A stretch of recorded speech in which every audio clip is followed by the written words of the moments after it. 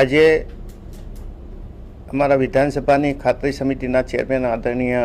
કિરીટસિંહ રાણાની અધ્યક્ષતામાં ગુજરાત વિધાનસભાના 6 સભ્યોએ સ્ટેચ્યુ ઓફ યુનિટીની મુલાકાત લીધી। સૌથી પહેલાં તો આવી સુંદર પ્રતિમા બનાવવા માટે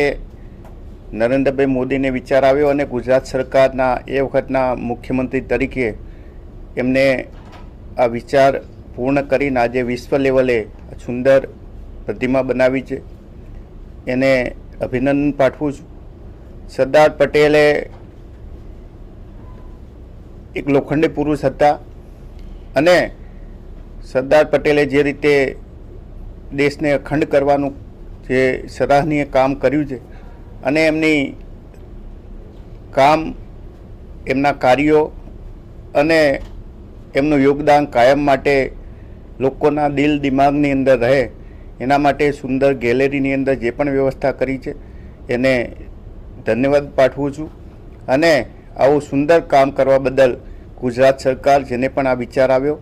એન્જિનિયર્સ અને અધિકારીઓનો પણ આભાર વ્યક્ત કરું। સ્ટેચ્યુ ઓફ યુનિટી માત્ર એક પ્રતિમા નહીં પરંતુ સમગ્ર ભારતનું અભિમાનનું એક સ્થાન છે।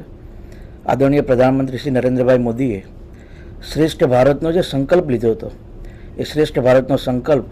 સ્ટેચ્યુ ઓફ યુનિટીના માધ્યમથી સમગ્ર દેશની અંદર પ્રસર્યો છે। અમે સ્ટેચ્યુ ઓફ યુનિટી આવ્યા, અહીંયા આવીને અમને ખૂબ આનંદ આવ્યો અને આ હકીકત જોઈને સરદાર સાહેબ હયાત આપણા બધાની વચ્ચે છે અને એમને કરેલા જીવનમાં આ દેશ માટેના કામો જે અભિભૂત થયા છે એ બદલ હું પુનઃ સરકારનો અને આદરણીય શ્રી નરેન્દ્રભાઈ મોદીનો ખૂબ ખૂબ આભાર વ્યક્ત કરું છું।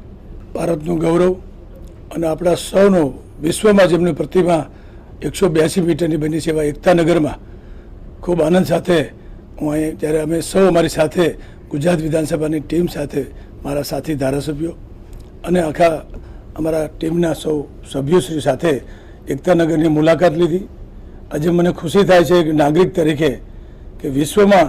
જે પ્રતિમા સૌથી મોટી આદરણીય શ્રી વડાપ્રધાન નરેન્દ્રભાઈએ આપણા નરેન્દ્રભાઈ જ્યારે પ્રતિમાનું અનાવરણ કર્યું ને આજે વિશ્વમાં એક ડંકો વાગે માન્ય સરદાર સાહેબ એટલે લોહ પુરુષ તરીકે જેને માણ્યા અને જાણ્યા છે, પછી યુવા પેઢી છે એને એક નવી પ્રેરણા મળે એવું સરસ મજાનું એકતાનગર આપણે સૌ ગૌરવ લઈ શકીએ એવું